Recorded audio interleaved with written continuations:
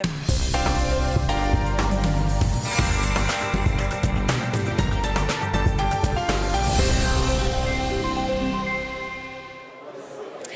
de nouveau en direct sur la convention de l'Anacofi, je suis avec un nouvel invité, avec Didier Duguet, qui est le directeur général du cabinet Les Compagnons des Patrimoines, un nouveau cabinet qui a été créé le 7 janvier. Bonjour Didier. Bonjour Fanny. Alors forcément, on se pose la question, puisque là on est vraiment dans une période de concentration des cabinets, pourquoi créer une nouvelle entité ? Exactement, enfin, alors c'est évidemment une question qui se pose. On assiste en effet à un mouvement de regroupement de beaucoup de cabinets. Nous avons pensé, parce que nous sommes 4 associés à avoir créé ce cabinet le 7 janvier dernier, nous pensons qu'il y a de la place pour une autre approche auprès des clients patrimoniaux. Il y a une autre définition des clients patrimoniaux. On associe souvent la gestion de patrimoine à la gestion de fortune.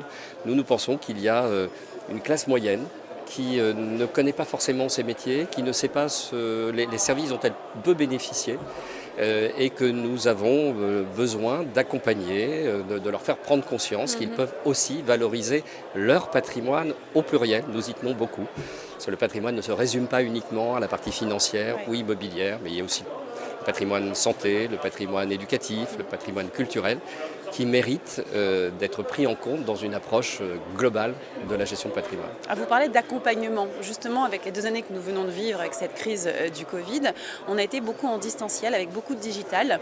Il y a un accompagnement pour vous humain qui est très important. C'est vraiment une demande de vos clients ? Tout à fait. C'est aussi pour cela que nous appelons les compagnons des patrimoines.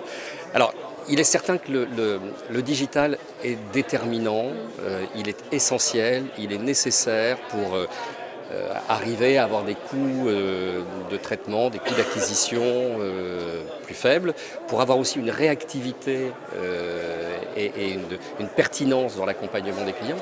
Néanmoins, on a bien vu que pendant cette période de 2 ans que nous venons de traverser, où les gens étaient un peu isolés chez eux, certes, la visio, le téléphone ont été des outils qui ont aidé à fidéliser, à accompagner à distance, mais beaucoup plus difficile en conquête.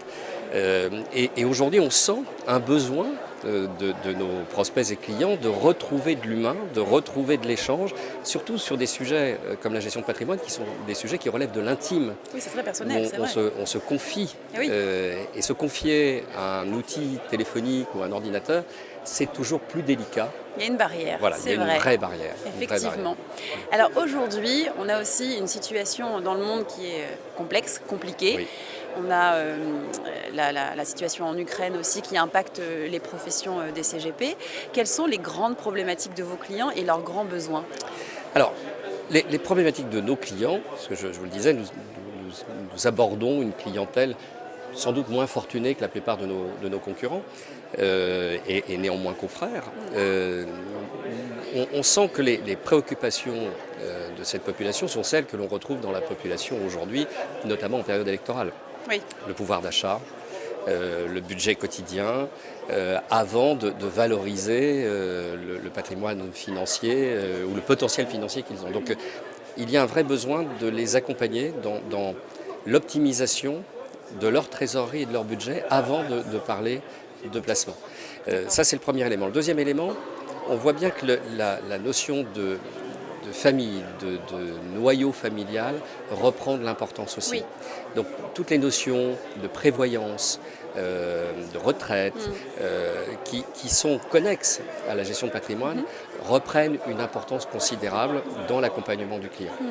C'est pour ça que nous avons mis en place un outil qui sera bientôt sur notre site, qui nous permet d'aborder tous ces sujets en un minimum de temps et avec une pertinence accrue pour aider en fait nos clients à mieux appréhender cette globalité des patrimoines et pas uniquement du patrimoine financier. Oui, parce que finalement, c'est ce qui est important, c'est de penser dans la globalité de son patrimoine. Exactement. De ne pas oublier une sphère ou une autre. Oui, et la partie familiale est un élément déterminant.